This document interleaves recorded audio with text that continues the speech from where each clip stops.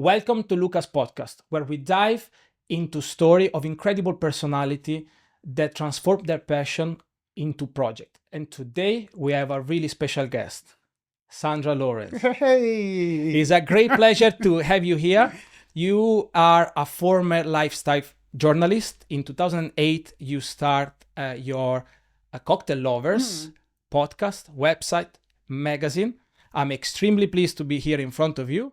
So welcome. I always love being in front of you, Luca. So it's really nice to be here with you, but just chatting about all stuff. So I'm here at your disposal. That's fantastic. I think usually this podcast, we always start from the beginning. Mm-hmm. You know, right now you are the voice of our industry, of the hospitality industry. But how was back then when you were, a lifestyle journalist working between fashion, restaurant, and et cetera, et cetera, et cetera? Tell us a little bit about. I loved it. I mean, in the same way that I love this is my passion, right? So we always start with things that lead us up to where we are. So at the time, I love fashion, I love beauty, I love travel. I've been lucky enough to work across all of those things, but actually writing about things that you're really, really passionate about, it changes everything. So once I found cocktails, and that was very much down to Gary, my husband, who we both started the Cocktail Lovers together. First as a blog in those days when people used to have blogs, and then it transitioned into a magazine and the podcast. But before then, as you said, I was working across lots of different fields, and yeah, that was then, this is now. Okay. And what did that career teach you that you still carry on to this day?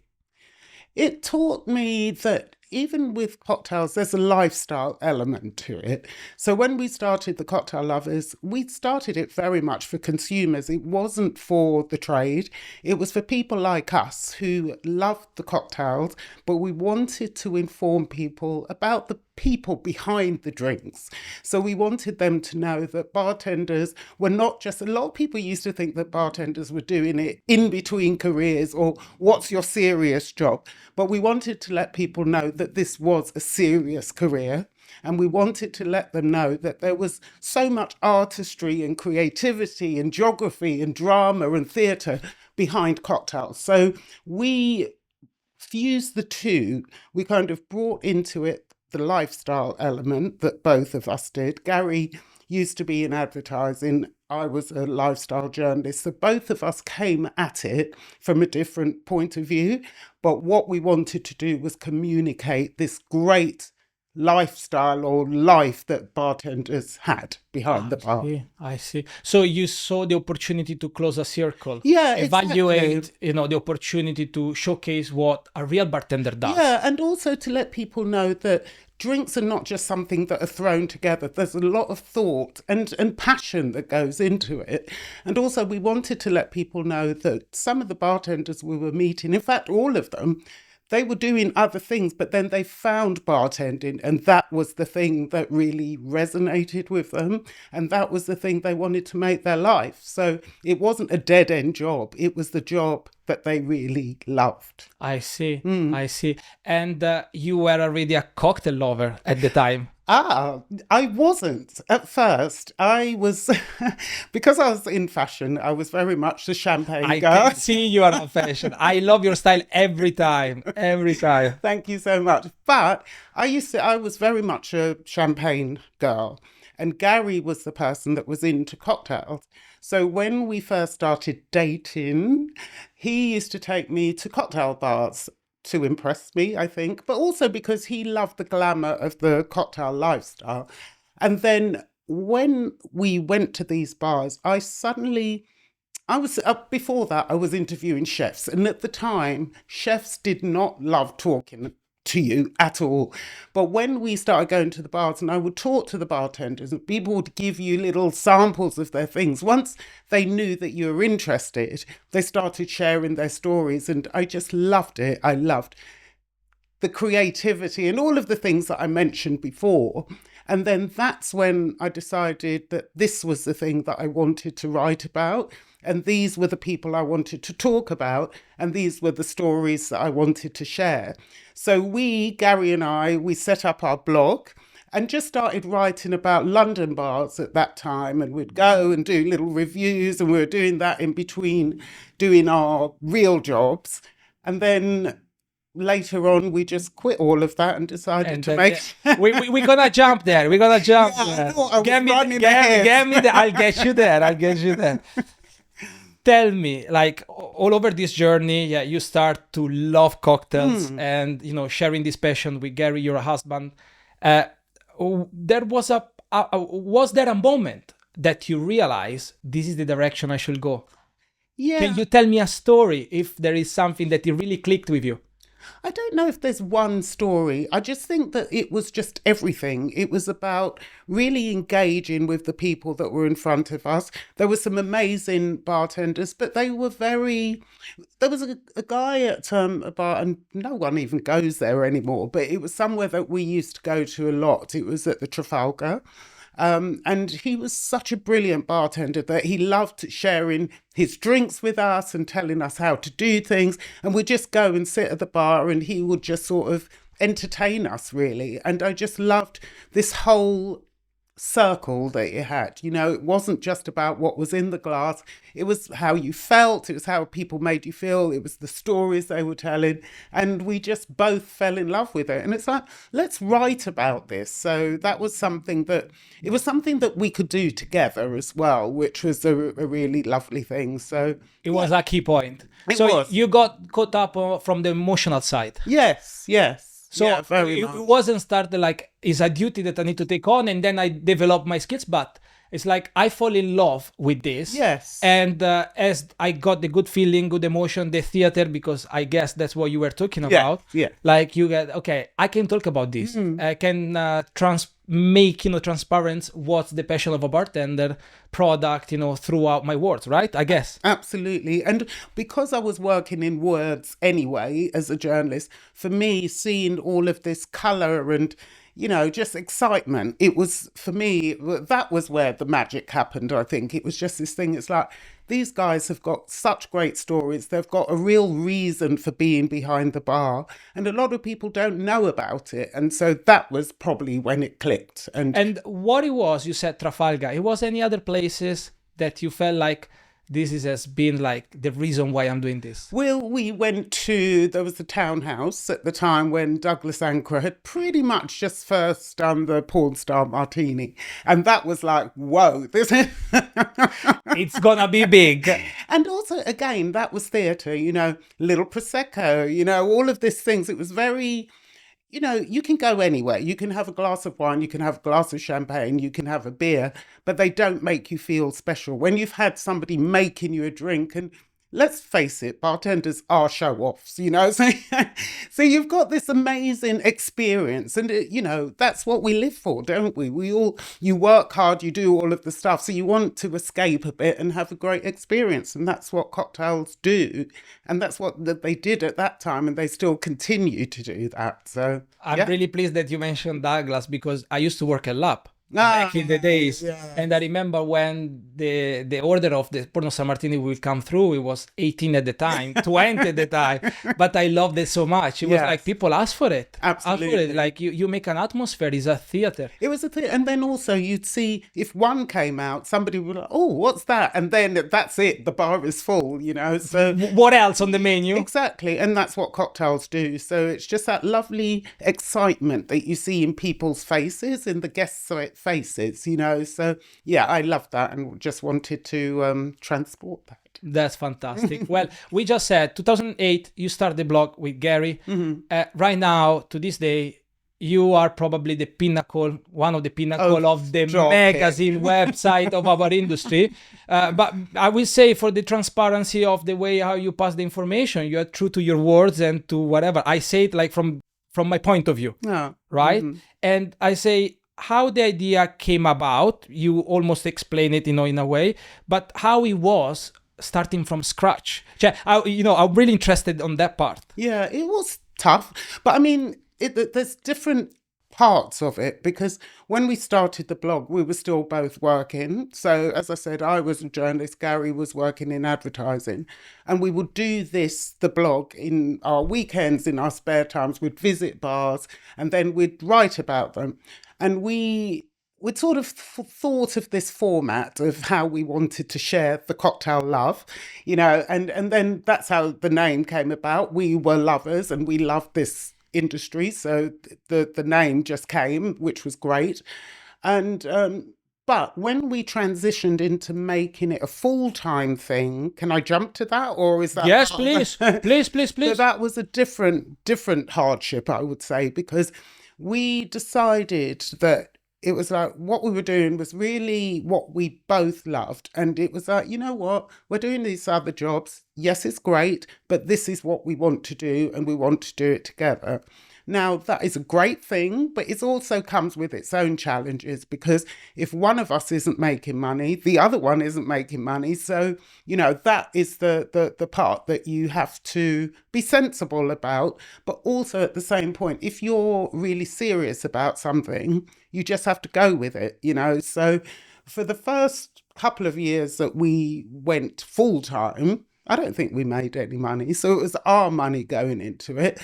But we didn't even know how we could make money. We just kind of believed in what we were doing and we knew that it would come good. So Yes.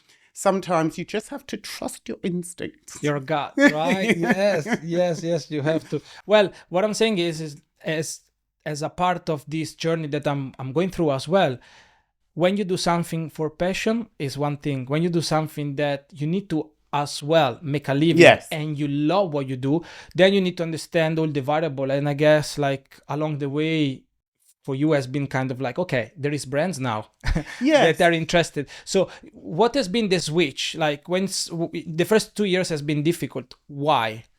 Because I think I understand it from a brand point of view. People were interested in what we were doing because we were doing it in a very different way to the magazines were around at the time. So you either had consumer magazines that didn't really take cocktails seriously, or you had trade magazines that were a bit too heavy, just talking about, the chairman made this and X amount of cases. That wasn't what we were doing. We wanted to do it very much as a conversation. So we wanted to appeal to, as I said, first of all, to consumers. But when we saw and heard that bartenders were reading it too, we very much sort of decided to somehow cross those barriers. So it's like we were appealing to the consumer in the bartenders and the want to be bartenders in the consumer. So there was a way that we fused it, and we still continue to do that now. So I've forgotten the question. No. It was just an explanation of, How, whatever but is. and also you were saying about brands. So brands, Yeah. yes, they would sit and watch and see what was happening. People were connecting and they were engaging, but brands never want to spend money. Do you know what I mean? So it took them quite a while before that it's like, okay, A, these guys are serious. B, these guys are not running away. They want to do this thing and they're doing it in a very different style. So it took a little while, but once they were on board, they really got it. And, we've built some really good partnerships and friendships along the way. What was the biggest challenge that you had to go through? Aside the fact that, it was the beginning, it's hard for everybody, but the challenge that you remember that you would like to share with us and say like, this is like, I went over and I felt like really good about it. I mean, there were quite a few. I think it was because one of the big ones was because we came from outside of the industry. And so people, what experience do we have? Yes, I'm a journalist, but who cares?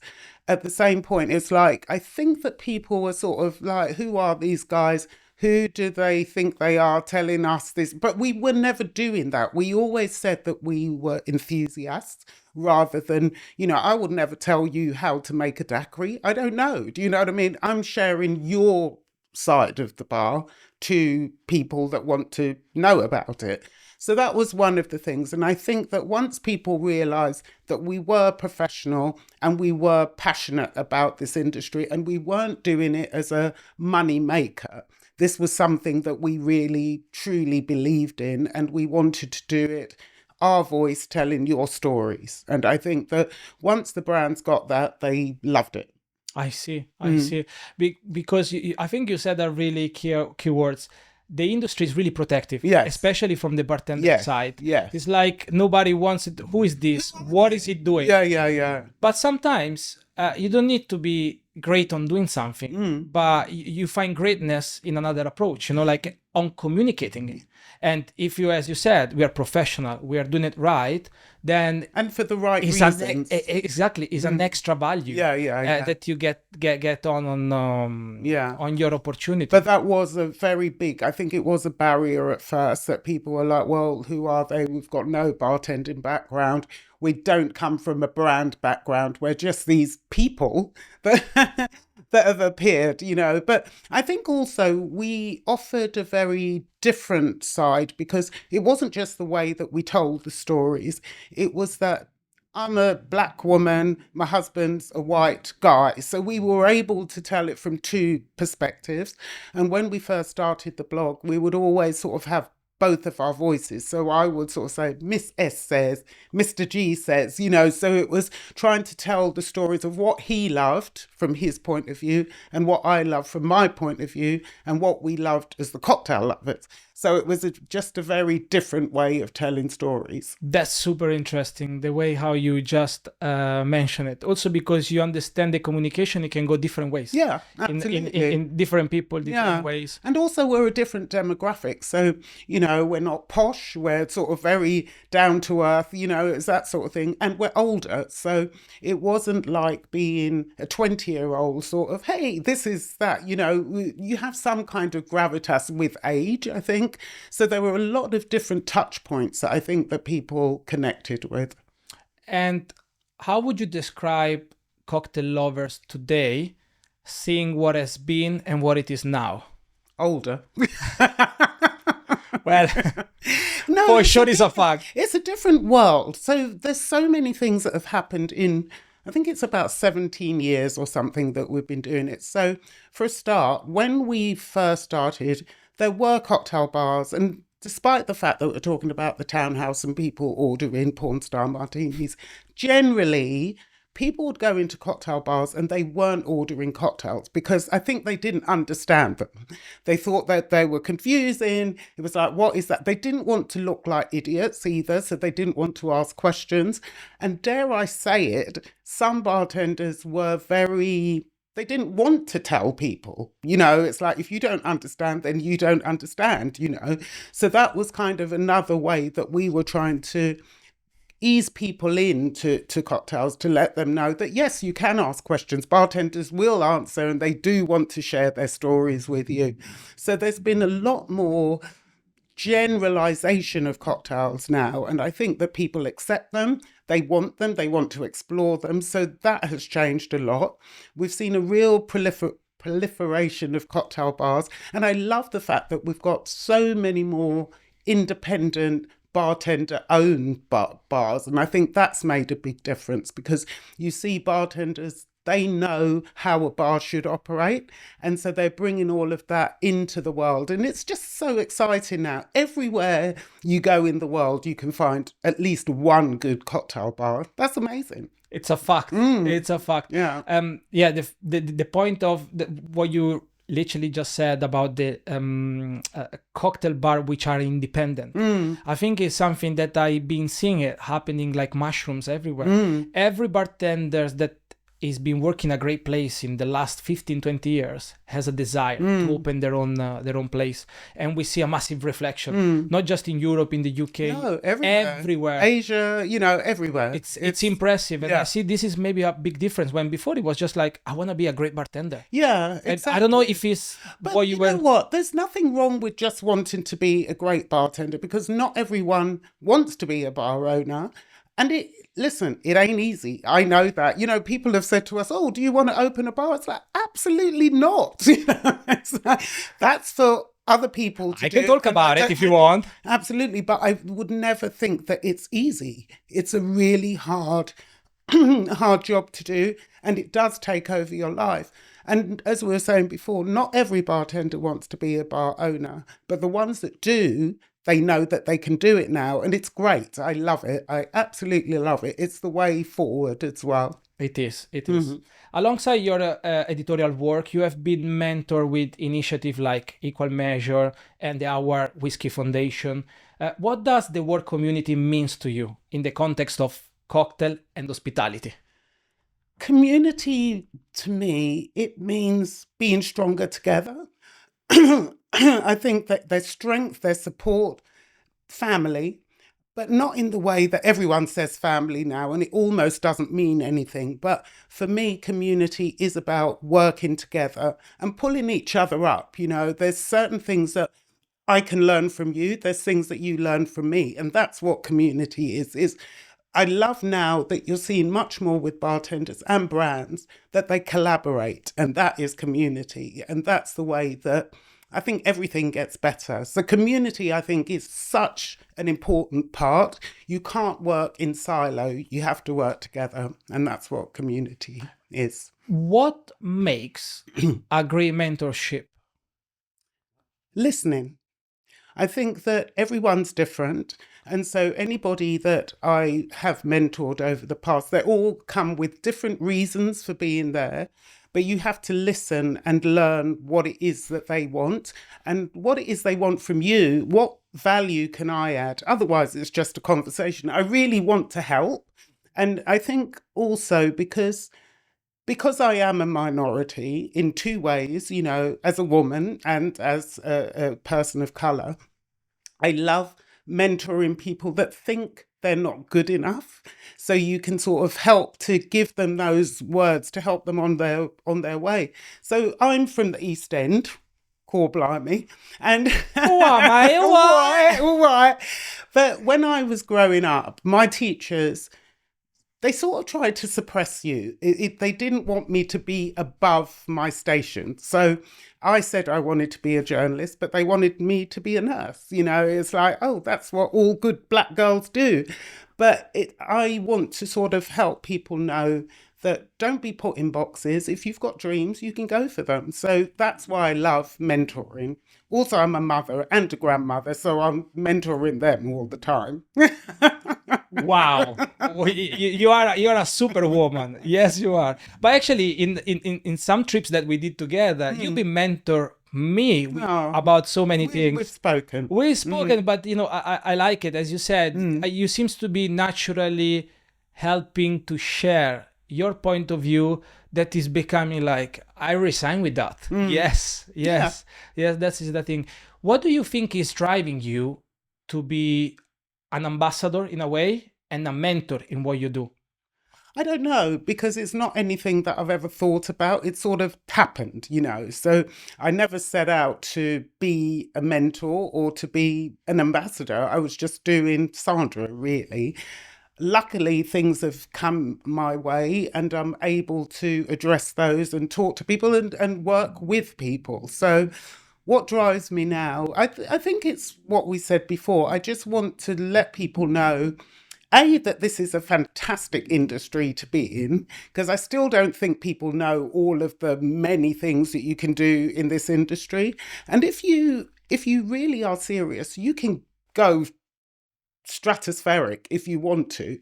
So I love to let people know how great this industry is. So that kind of drives me. And also to let people know that they're good enough. You know, that's a big thing. Can I say something that it just came up to my head? Go on. And it's related. I think what drives you has been the teacher that he told you that you should be. Yeah, maybe. I think she is the key to get you like, I'm gonna do whatever I I'll want. show you. Well.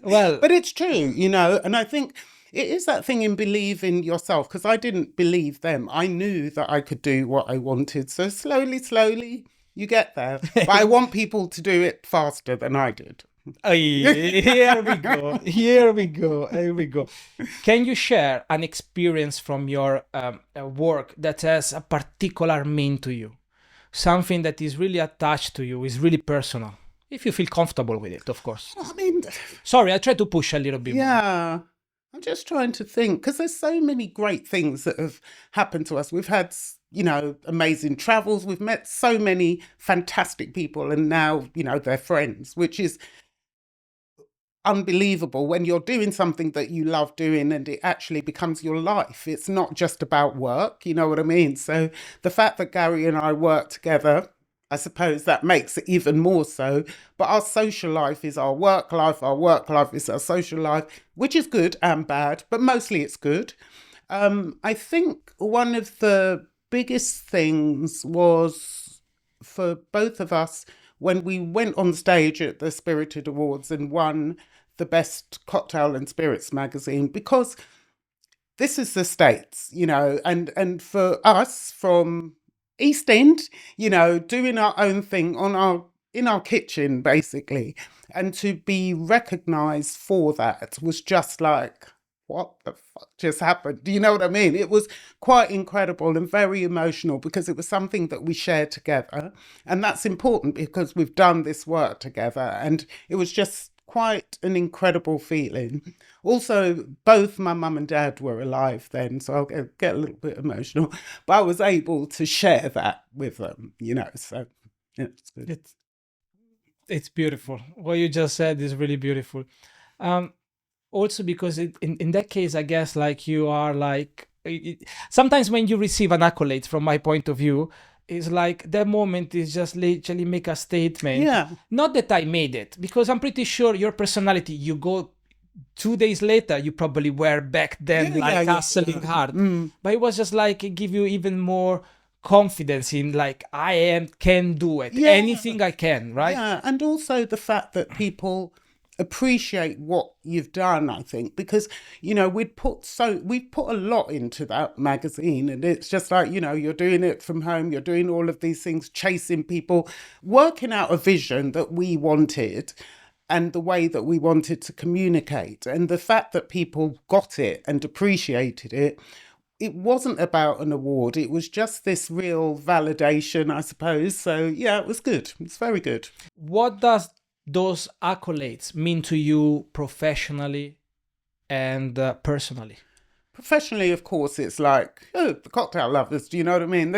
We've won some nice awards and it's been great.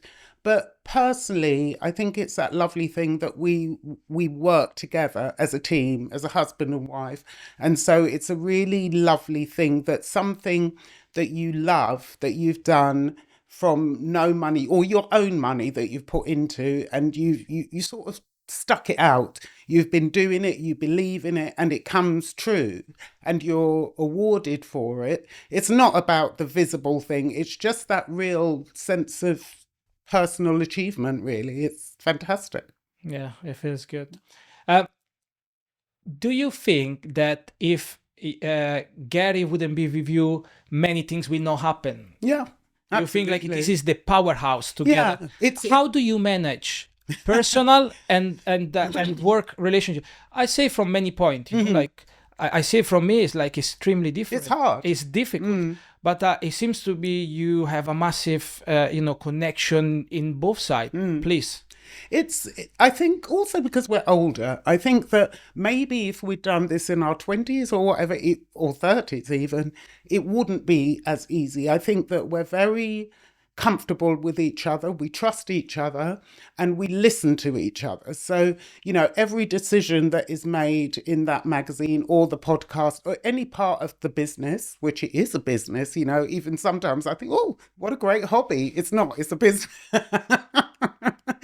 But everything that happens in that, we do together or we decide together. So we travel separately, sometimes together. We go out together, sometimes separately. But mostly, whatever we're doing, we're together, put it that way, in thought and intention. And also the fact, as I say, we trust each other. So we know that, I might be away for 7 days, Gary might be away for whatever amount of time.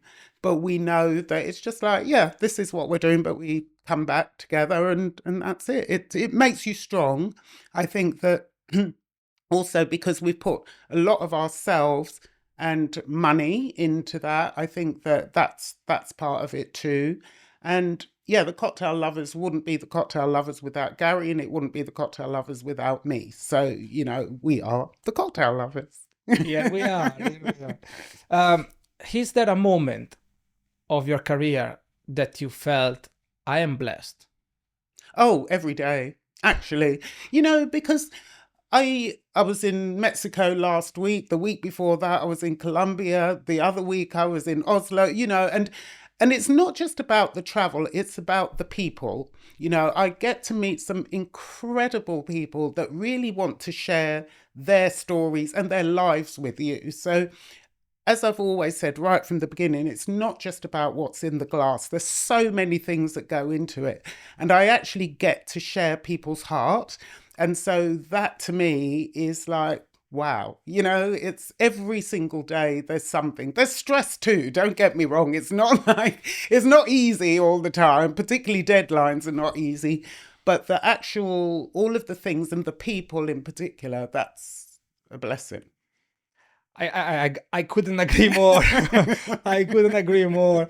Like I feel sometimes I'm extremely lucky. I have opportunity to travel, see many things around the world, but yeah, the stressful part is probably Yeah, and we still have the work to do afterwards. I mean, sometimes you talk to friends or family, it's like, oh, you're on holiday. It's like, it seems so, but I've got the stuff to do. I am on holiday when the laptop is not there. Exactly. When the laptop is left at somewhere else, and I'm on the beach relaxing myself. Right? Yeah. But it's wonderful. We get to experience things that other people wouldn't. Like if I went on holiday to Colombia, I would never have had the experience that I did with the guys from Alchemico, because they took you to the farm. We shared these special moments that, for me, I'm so blessed having done that trip, and all of the trips that I've done. There's just real personal things that people share their life with you, which I love. Absolutely, absolutely. How would you like your legacy to be remembered in our industry? Because you have a legacy. Listen, to be honest, I don't really care, because I know that I've had the best time doing this, and I can't even imagine how people would think about me. I just want them to think that I had a great time and I really did it because I loved it. Whatever else they want to think, that's not my business. Okay, it seems to be neat and clear. Neat and clear. It's great. It's great. I'm coming from a big session with Salvatore, so you can imagine. But that would have been. The legacy was great. It was great. It was great. But that's that's what it is. Well, on a personal side, in my head there is so many things that, I see you as a friend. I see you as a journalist. I see you as a mentor. I see you as an influencer. I see you in so many aspects. And I'm asking myself, what is really inspire you every day to be who you are today? I have my feeling, but maybe you got yours. You want to share? You tell me. Tell me what you're thinking. It's really difficult, those sort of questions, because you don't really... I don't know about anybody else, but you don't think about those things. You just do. Do you know what I mean? So I'm curious as to what you would say. What is inspire me? Personally, I'm a person that every day when I wake up, I cannot think of, just do a 9 to 5 job. Oh God. The fact that one day I used to do that, it inspired me to wake up like half an hour before everybody. And the fact that, I do what I love. Every day, everyone say, I go to work. I personally don't feel like I go to work. I feel like I make calls. I make people do things. I network. I'll make sure that we create activation. I create ideas that pop in my head. So I see it in that way, and I see it with the joy of enjoying it. I don't see it like it's a job. I need to work. The only moment I would say on the downside, I think that really affect me lately, is the timing, the early flights that you need to go to the airport. That one is like, he gets like my 20 minutes of nerves. I have it. I'm sorry. Yes, that. But the rest, I think what is inspired me is the fact that, I can go out there and create whatever I wanted to do. I guess this is the final answer. I think that's the same with me as well. It's just like we can tweak the Cocktail Lovers because it's just Gary and I. We are the bosses of ourselves. So it's like, at the moment the magazine's on pause and we're thinking, how do we come back? How do we show up again? What's relevant? But we can discuss that amongst ourselves and we can show up how we believe is the right way for us to do things. So, we're always creating, we're always innovating. All of us are in this industry, I think. And we're really lucky to be in an industry that's very creative. You've got some bright minds, really inspiring minds. And so there's never a dull day because there's always something amazing going on, great stories to share. So yeah, it's a wonderful life. He got me one part that what you said. And he makes me think about this. Has been in your career a moment that you said, I saw an opportunity and I jump in and I made a difference? During your career, like you saw, like, the Matrix. You saw like, I need to do it. For the Cocktail Lovers or in the whole... Yeah. In the Cocktail Lovers. Working wise. I think it was the thing that we knew that we were on to a really hitting a good time with cocktails. There was, I think it must have been around 2011 when we started the magazine, the print magazine. And you could see that people were suddenly becoming a bit more tuned into it on the mainstream. You've got cocktails on the high street, you've got trolleys on, there all of that. That came a bit later, but we could feel there was a real switch that was happening, that people, I don't know if there was a recession going on, but sometimes when there's scarcity, you kind of trade up. So you don't necessarily, whereas you might have had a bottle of wine for £4, all of a sudden it's like, the world's going to shit. I want to treat myself to a £20 bottle of wine, but better still, a cocktail. Because I think that people realize the value of experiences. And I think that it was at that time that we suddenly thought it had clicked, that we were doing this cocktail thing and the world was ready for it. So I see. Timing. It Timing, was timing. yeah. I think timing for everything, whatever you do, is so important. During the time that we've been doing the Cocktail Lovers, there've been some amazing bars, but they were opened at the wrong time and people just couldn't appreciate what was going on. There was there's quite a few in London and they're almost 2 ahead of the time, so they just didn't succeed. So timing is so important. If you're doing the right thing at the wrong time, it just doesn't take off. Never happened. No. Bartending in 1990, basically. Tell me. Except for a few people. What I mean? Yeah, yes, exactly. You said the right thing. Yeah. Like that's what it is. You are a great communicator, and you know that. On paper. All right. With your hands and with your thoughts, you are great. Yeah, we love it. What is the secret of communicating good? From your point of view, like, what's the key elements that's for you? Like, maybe let's say it's a little point from your experience that you will share with the community of people. I just think this, not secret, but my part of communication is writing as I think. So not overcomplicating it, not making it too flowery, not going too trade speak. You're writing for people. So it's like you have to, in the same way that you speak, you're speaking to people. Writing is just words on paper, so if you do it from your own voice and it sounds like your true voice, then you're communicating perfectly. That's what it is. I'm Italian. So well, my communication skills are my hands. So it's true, but it's your communication. Do you know what I mean? So as long as you get, well, I don't know how you do this on the paper, but the way that you think, if you translate that onto the page, then that's it. Is there any routine on daily basis that you take on, and it's something that if it gives you like the feeling like it's gonna get me on a good day I when I do need to this. do, yeah. So I've tried meditation and I really want to do it, but my mind is too active for meditation. But I do a little 10-minute yoga first thing in the morning, most mornings when I can. I won't say I'm going to do 60 minutes because I just don't. But gym, I love to do that. I like to sweat. And also, it's because Gary and I work together and socialize together, it's very important for me and him that we have our own time.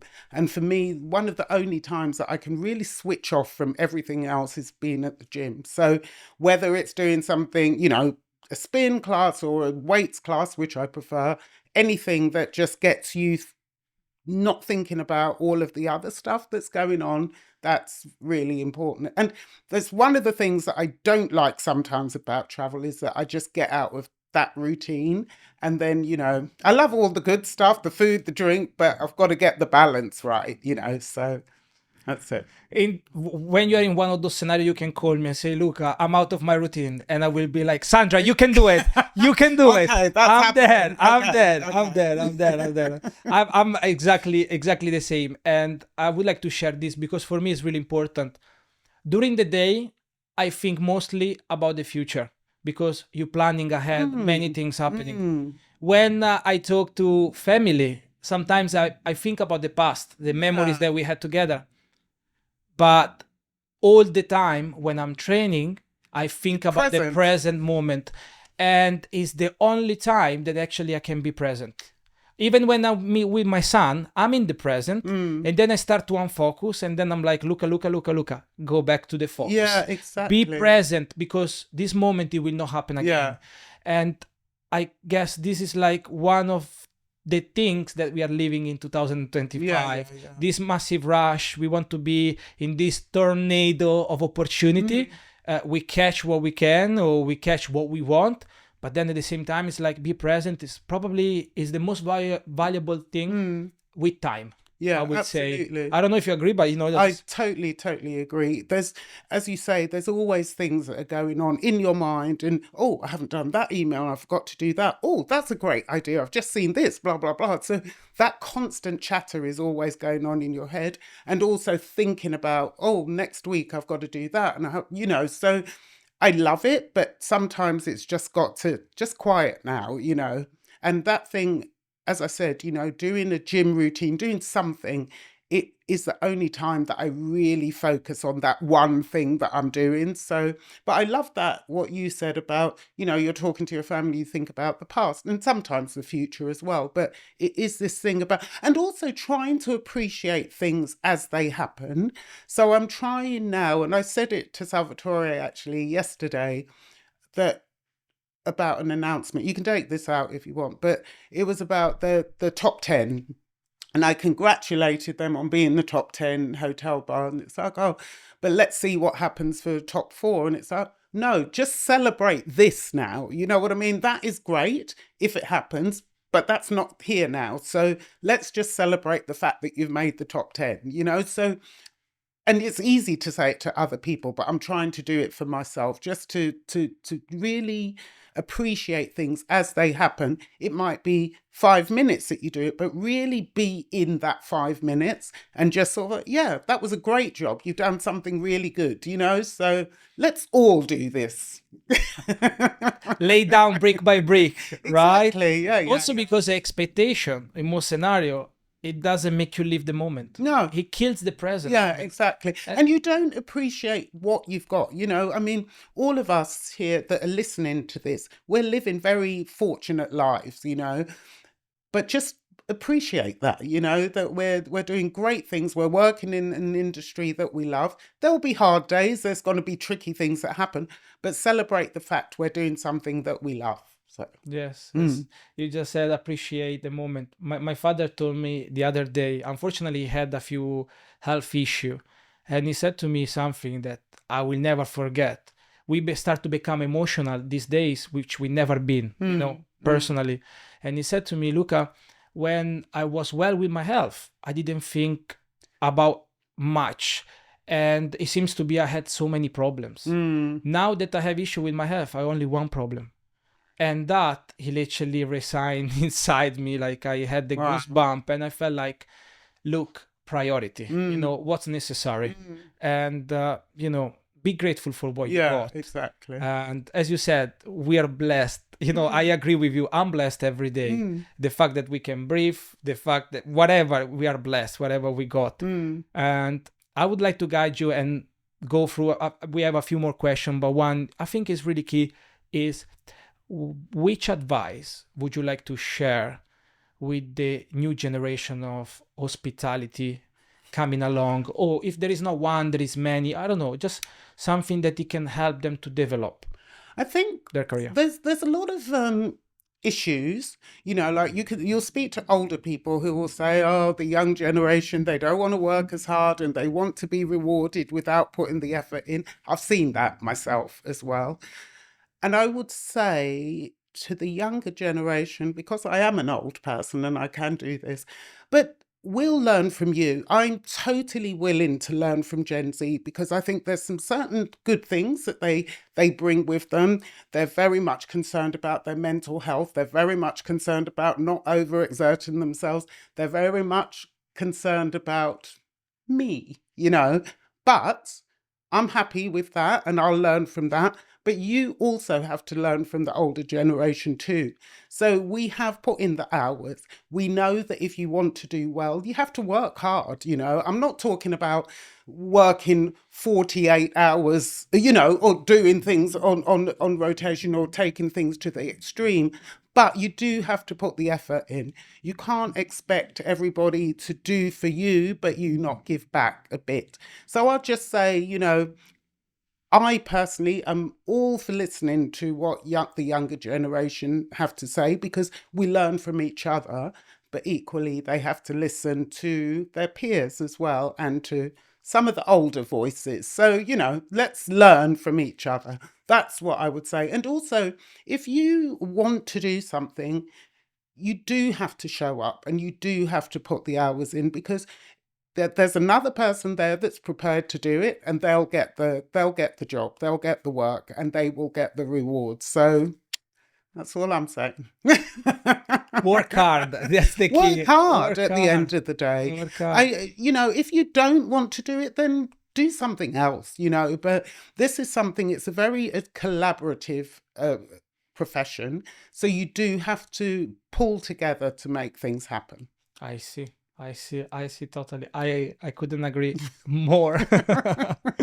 uh, well, at this stage, like there is, I think, one question which is left in my mind, and it's like you work a lot with bars, bartenders, you taste a lot of cocktails.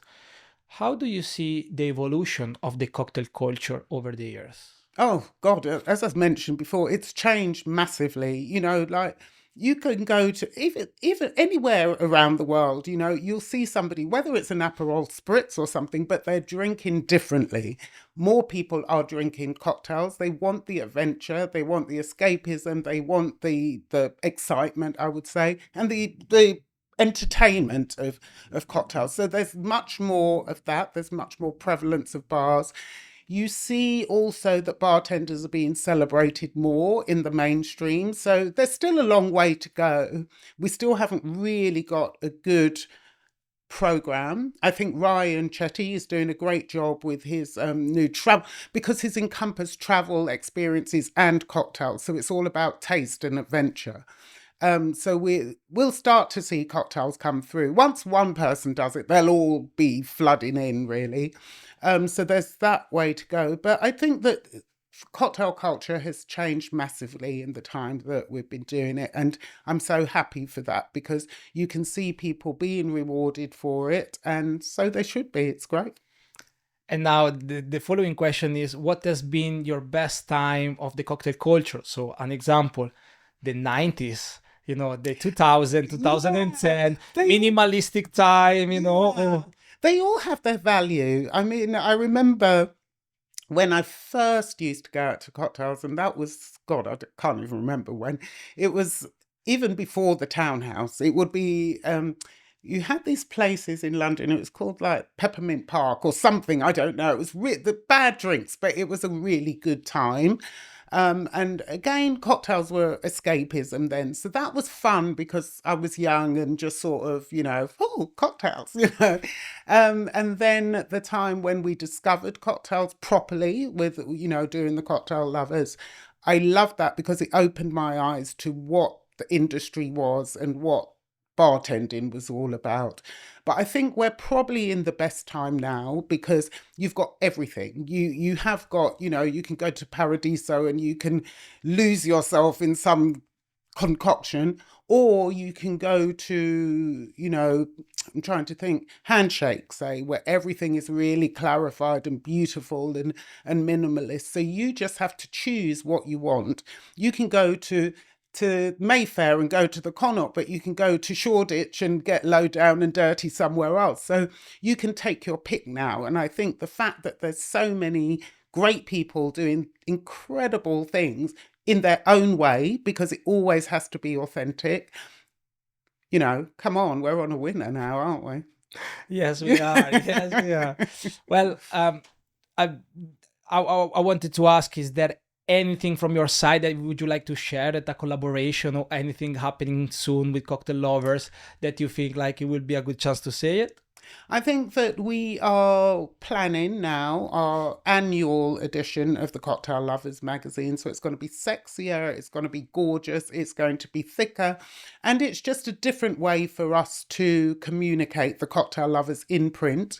But we, like you, do the podcast. And I love the podcast because it's a really nice way just to chat with people. It's not about laboring over words, it's just very organic. And it's a really nice way to talk to our favourite people all around the world. So the Cocktail Lovers season 9 is now at the moment. And then just doing online. So we're still doing lots of judging, cocktail competitions, which I love because you get to meet older people in the industry. I don't mean old, but, people that are more established, but also seeing the new wave of bartenders that are coming through. And I always love to see the new talent and see the people. I'm always watching. It's like, I've got my eye on you, or I'm going to get you for an interview. You just see people with a little bit of zhuzh, that it's just like they've got a bit of magic. So for me, the cocktail competitions are really invaluable for what we do and just keeping connected with what's going on. Well, what can I say? Thank you very much for sharing all these insights, and I'm extremely pleased. I see you really much like an iceberg, and today you shared with me something that it was underneath. Yeah, sure, we're gonna have other an chances. iceberg. Yes, the little part which is underneath, under the water. Yeah. And I'm extremely pleased that you share it. So, guys, make sure that you're gonna hit cocktaillovers.com. TheCocktailLovers.com. TheCocktailLovers.com. And Sandra, thank you very much for your time. I'm really pleased to have you here. It's always a pleasure to see you, and that gorgeous face and that energy that you have. I love it. So I wouldn't have missed it for the world. So it's been a real pleasure to talk to you. And you've given me some great insights as well. So always, always here for you. Thank you. Thank you. Thank you. Thank you. Thank you.